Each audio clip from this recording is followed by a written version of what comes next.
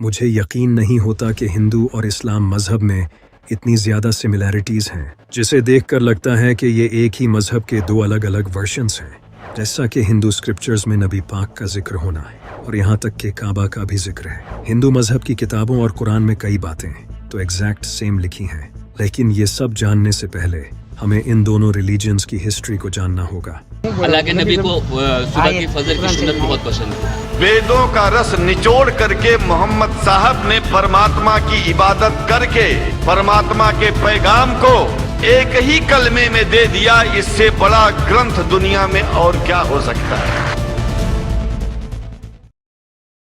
साल 610 बीसी जब नबी पाक सल्लल्लाहु अलैहि वसल्लम को नबूवत मिली और अल्लाह ने नबी पाक सल्लल्लाहु अलैहि वसल्लम के जरिए अपना पैगाम लोगों तक पहुंचाया, इस तरह इस्लाम मजहब शुरू हुआ। लेकिन अगर हिंदू मजहब की हिस्ट्री को देखा जाए तो इसका स्टार्टिंग पॉइंट किसी को नहीं पता कि ये मजहब कब बना और किसने बनाया।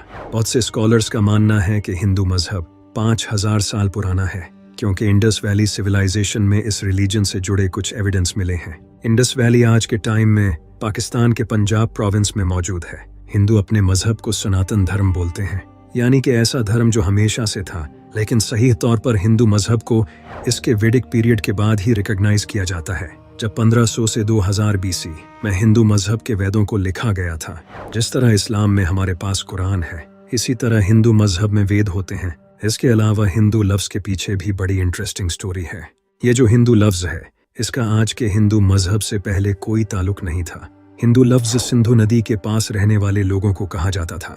सिंधु नदी इंडिया और पाकिस्तान में बहती है और हिंदू लफ्ज भी इस रिवर के पास रहने वाले लोगों को कहा जाता था। इसका आज के हिंदू मजहब से पहले कोई ताल्लुक नहीं था, लेकिन फिर कई फेमस हिंदू पोर्ट्स ने इस लफ्ज को मजहब से जोड़ा और इसी तरह से हिंदू लफ्ज को आज के हिंदू मजहब से जोड़ दिया गया।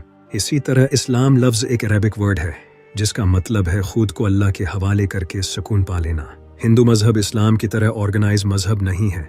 जिस तरह पूरा इस्लाम कुरान और हदीस पर टिका है, इस तरह हिंदू मजहब बिल्कुल नहीं है। हिंदू मजहब के बिलीफ्स ट्रेडिशनल, रीजनल और कास्ट बेसिस पर डिफरेंट होते हैं। वेद, भगवद गीता, उपनिषद, पुराण ये हिंदू मजहब की ऑथेंटिक किताबें हैं जिससे हिंदू मजहब को समझा जाता है। लेकिन वेदों को हिंदू मजहब में सबसे ऑथेंटिक सोर्स माना जाता है, जिस तरह हमारे इस्लाम में कुरान और हदीस की किताबें हैं। हिंदू मजहब के वेद, उपनिषद और पुराण आज से हजारों साल पहले कई इंटेलिजेंट लोगों ने लिखे थे।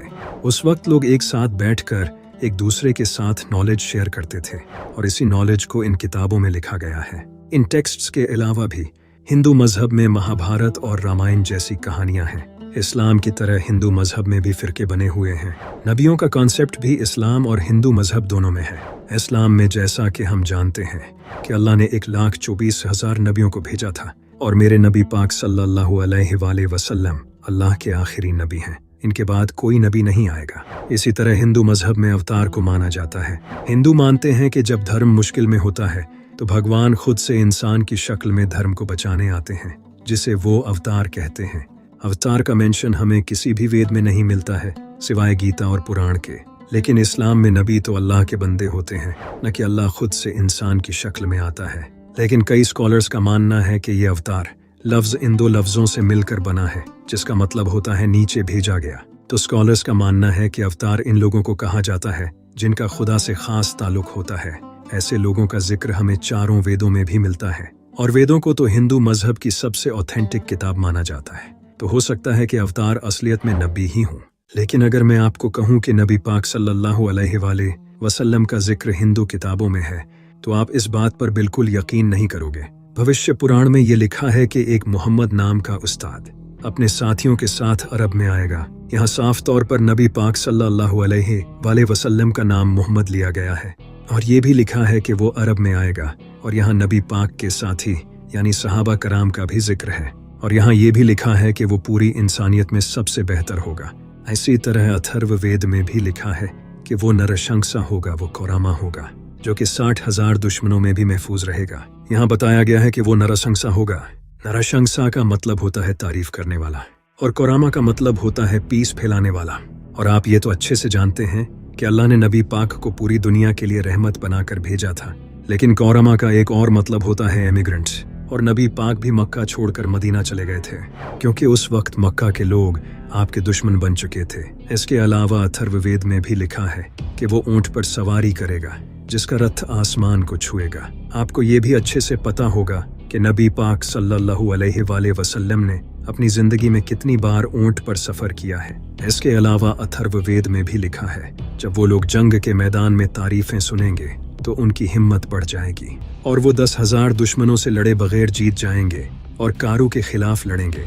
यहाँ लिखा है कि जब वो जंग के मैदान में तारीफें सुनेंगे तो उनकी हिम्मत बढ़ जाएगी। यही अल्लाह कुरान में फरमाता है। और जब मोमिनों ने काफिरों के लश्कर को देखा तो कहने लगे, ये वही है जिसका खुदा और उसके पैगंबर ने हमसे वादा किया था, और खुदा और उसके पैगंबर ने सच कहा था, और इससे उनका ईमान और इताअत और ज्यादा हो गई। और हिस्ट्री में जब मूता की जंग हुई उस वक्त 3,000 मुसलमान 10,000 काफिरों के मुकाबले में थे। और यहाँ ये भी लिखा है कि वो कारू के खिलाफ लड़ेंगे। कारू का मतलब होता है तारीफ करने वाला। अगर हम इसे अरबी में ट्रांसलेट करें तो ये बनता है अहमद, जो कि नबी पाक सल्लल्लाहु अलैहि वसल्लम का ही एक नाम है। इसके अलावा भी मंत्र नंबर 7 में लिखा है, भगवान की मदद से अभांडू बेस्ट चीफ्स और 60,099 दुश्मनों को हराएगा। और यहाँ जिस इंसान का नाम अभांडू लिया गया है इसका मतलब होता है यतीम, जो कि हम जानते हैं कि नबी पाक सल्लल्लाहु अलैहि वसल्लम बचपन से यतीम थे। सामवेद में ये लिखा है कि इस ऋषि को इसकी माँ दूध नहीं पिलाएगी। नबी पाक ने भी अपनी माँ का दूध नहीं पिया, क्योंकि आपको आपकी दाई हलीमा सादिया ने दूध पिलाया था। जिस तरह इस्लाम में हम इमाम मेहदी का इंतज़ार करते हैं और हमें पता है कि क़यामत से पहले इमाम मेहदी का ज़ुहूर होगा, इसी तरह हिंदू मज़हब में लोग कल की अवतार को मानते हैं। और इनका ये मानना है कि जब भी कलयुग होता है तो कल की अवतार अपीयर होता है, जो कि विष्णु का ही एक अवतार होता है। कल की अवतार का हिंदू आज इंतज़ार कर रहे हैं। इनका मानना है कि कल की अवतार बहुत जल्द इस दुनिया में अपीयर होगा। इसी पर हिंदू मजहब के बहुत बड़े स्कॉलर पंडित वेद प्रकाश ने एक किताब लिखी थी, जिसमें उन्होंने बताया था कि हिंदू जिस कल की अवतार का इंतजार कर रहे हैं वो ऑलरेडी इस दुनिया में आ चुका है, और वो कल की अवतार हमारे नबी हजरत मोहम्मद सल्लल्लाहु अलैहि वसल्लम थे। वेदों में लिखा है कि कल की अवतार भगवान का आखिरी मैसेंजर होगा। नबी पाक सल्लल्लाहु अलैहि वसल्लम भी अल्लाह के आखिरी नबी हैं। इस अवतार के बाप का नाम विष्णु भगत होगा और इसकी माँ का नाम सोमनिब होगा। यहाँ इस अवतार के बाप का नाम विष्णु भक्त बताया है। विष्णु भगत का मतलब है विष्णु का बंदा, और नबी पाक के वालिद का नाम था अब्दुल्ला, जिसका मतलब है अल्लाह का बंदा। इन दोनों लफ्ज़ों का ऑलमोस्ट सेम मीनिंग है। इसी तरह इस अवतार की माँ का नाम सोमनिब बताया गया है, जिसका मतलब है शांति। नबी पाक की माँ का नाम था हजरत आमना, जिसका मतलब भी शांति ही है। हिंदू मजहब की बड़ी किताबों में लिखा है कि कल की अवतार जैतून और खजूर पर जिंदा रहेगा, बिल्कुल जैसे नबी पाक सल्लल्लाहु अलैहि वसल्लम अरब में खजूर और जैतून इस्तेमाल करते थे और इसे पसंद भी बहुत करते थे।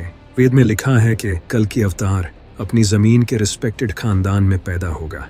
नबी पाक सल्लल्लाहु अलैहि वसल्लम भी अरब के इज़्ज़तदार ख़ानदान कुरैश में पैदा हुए थे। हिंदू मजहब में ये भी लिखा है कि कल के अवतार को भगवान गार में अपना मैसेज देंगे, एग्जैक्टली जैसे नबी पाक सल्लल्लाहु अलैहि वसल्लम को हज़रत जिब्राइल ने गारे हिरा में अल्लाह का पहला मैसेज दिया। किताबों में ये भी लिखा है, जिसे हिंदू मानते हैं, कि कल की अवतार को भगवान एक ऐसा घोड़ा देंगे जिसकी मदद से वो पूरी दुनिया, सातों आसमान और ज़मीन घूमेगा। जिस तरह नबी पाक सल्लल्लाहु अलैहि वसल्लम ने बुराक पर मेराज का सफ़र किया, किताबों में ये भी लिखा है कि इस अवतार को भगवान खुद मदद देंगे, एग्जैक्टली जिस तरह अल्लाह ने नबी पाक सल्लल्लाहु अलैहि वसल्लम की बदर की जंग में मदद की। हिंदू मजहब की किताबों में लिखा है कि कल की अवतार घोड़ा और तीर चलाने में माहिर होगा, जैसे नबी पाक सल्लल्लाहु अलैहि वसल्लम थे। जिस पर पंडित वेद प्रकाश का कहना है कि आज के दौर में तो कोई घोड़ों और तीरों का यूज़ नहीं करता, ये दौर तो कब का जा चुका है। अब तो मिसाइल्स, बॉम्ब्स और टैंक्स से जंगें लड़ी जाती हैं, तो इसीलिए हिंदू का इस अवतार का इंतज़ार करने का कोई पॉइंट नहीं है। ये अवतार नबी पाक सल्लल्लाहु अलैहि वसल्लम ही थे, जो कि आज से 1400 साल पहले जा चुके हैं। आप देख सकते हो नबी पाक का जिक्र हिंदू मजहब में भी है, और इसके अलावा दुनिया के कई रिलीजियंस में नबी पाक सल्लल्लाहु अलैहि वसल्लम का जिक्र है। हिंदू और इस्लाम मजहब में और भी सिमिलैरिटीज़ हैं। जिस तरह हम जन्नत और दोज़ख पर ईमान रखते हैं, हिंदू मजहब में स्वर्ग और नरक हैं।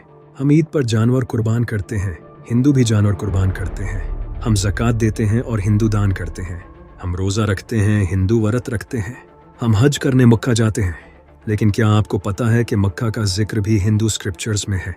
आपने बिल्कुल सही सुना। हरिहरेश्वर महात्म्य में एक मंत्र है।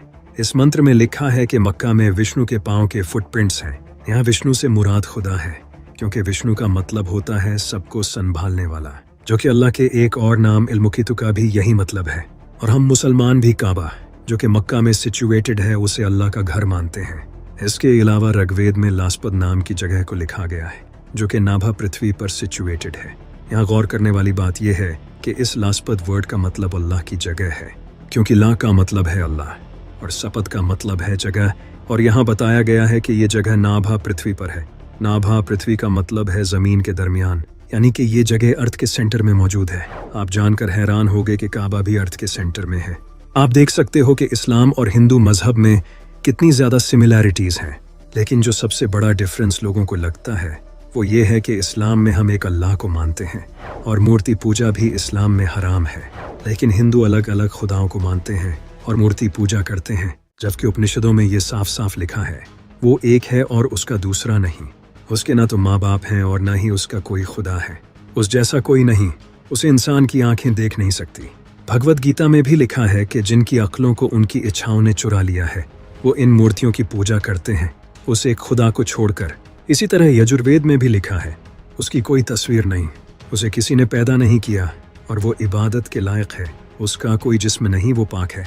वो अंधेरे में गहरे डूब जाते हैं जो संभूति यानी तख्लीक की इबादत करते हैं। इतना ही नहीं, ऋग्वेद में भी लिखा है पादरी एक खुदा को कई नामों से पुकारते हैं।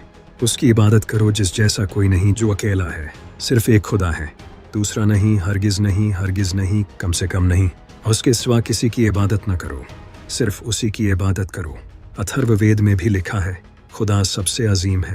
ये सारी बातें कुरान में एग्जैक्टली सेम टू सेम लिखी हैं। हिंदू मानते हैं कि पूरे यूनिवर्स को ब्रह्मा ने बनाया है।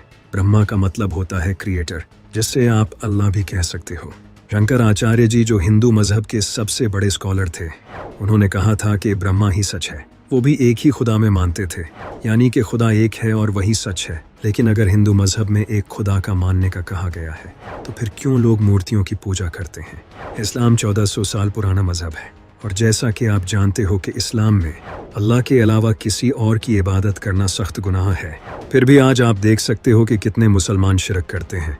हिंदू मजहब 5000 साल पुराना है, तो वहाँ ऐसा होना तो कोई ख़ास बात नहीं है। गौतम बुद्ध खुद सारी ज़िंदगी लोगों को बुतों की पूजा करने से रोकते रहे, लेकिन इनके मरने के बाद लोगों ने इनकी ही पूजा करना शुरू कर दिया। हज़रत मूसा अलैहिस्सलाम ने जब लोगों को समंदर पार करवाया, तो समंदर पार करते ही एक इंसान ने हज़रत मूसा अलैहिस्सलाम को ये कह दिया कि आप हमें अपने रब की कोई मूर्ति बना दे ताकि हम इसकी पूजा कर सकें। हज़रत ईसा अलैहिस्सलाम ने लोगों को अल्लाह की इबादत करने की तालीम दी और लोगों ने उन्हें ही खुदा बना दिया। जिस तरह इस्लाम में अल्लाह के 99 नाम हैं, इसी तरह हिंदू मजहब में एक ही खुदा के अलग अलग अवतार हैं। जिस तरह अल्लाह का हर नाम इसकी नई खूबी बयान करता है, इसी तरह जिसको अच्छाई पसंद है वो शिव को मानता है, जिससे प्यार पसंद है वो कृष्णा को मानता है। यानी कि ये सारे उस एक ही खुदा की अलग अलग खूबी को रिप्रेजेंट करते हैं, और वो खुदा सिर्फ एक है, जो कि हमने देखा कि वेदों में बार बार कहा गया है। जिस तरह अल्लाह को कोई रहमान के नाम से याद करता है तो कोई मालिक के नाम से, लेकिन याद तो उस एक ही को किया जा रहा है। लेकिन अब प्रॉब्लम यह है कि हिंदुओं ने उस एक खुदा को छोड़कर इन मूर्तियों को पकड़ लिया है, जो कि इंसान ने खुद बनाई है, और वो खुद की बनाई हुई चीज़ के प्यार में पड़ गया है, और यही शिरक है। इन मूर्तियों को छोड़ो और उस एक को पकड़ो। वही तो राम है, शिव है, कृष्णा है, वही मेरा अल्लाह है, वही इस यूनिवर्स का सच है, जिसे हिंदू मजहब में सत्य कहते हैं। इसी तरह हिंदू मजहब में महाभारत और रामायण जैसी कहानियां हैं, जिनसे इंसान को बहुत कुछ सीखने को मिलता है, लेकिन ये सिर्फ माइथोलॉजिकल कहानियां हैं। ऐसा हिस्ट्री में सच में नहीं हुआ था। ये कहानियां लोगों ने लिखी हैं इंसान को सबक देने के लिए। जिस तरह हमारे इस्लाम में भी मौलवी कई पीरों की कहानियां सुनाते हैं जिनका कोई ऑथेंटिक सोर्स नहीं। इसके अलावा हिंदू मजहब तो बाकी मजहबों को भी सच मानता है। इसका मानना है कि रास्ते अलग अलग हो सकते हैं, लेकिन सबकी मंजिल एक है। हिंदू मजहब में कहीं भी ये नहीं लिखा कि दूसरे मजहब झूठे हैं। इसी वजह से महात्मा गांधी जैसे लोगों ने भी इस्लाम की काफ़ी बार तारीफ की है। यहाँ तक कि कई हिंदू तो मेरे इमाम हुसैन से भी मोहब्बत करते हैं और इनका मातम भी करते हैं, जिन्हें हुसैनी ब्राह्मण कहा जाता है। میں بس اتنا ہی کہنا چاہوں گا، جس مذہب پر ہم ایک دوسرے سے لڑتے ہیں وہ اصلیت میں تو ایک ہی خدا کو مانتے ہیں۔ اسی لیے ہمیں مورتی پوجا سے ہٹ کر اس ایک خدا کی عبادت کرنی چاہیے جس کا ذکر قرآن اور وید دونوں میں ہے۔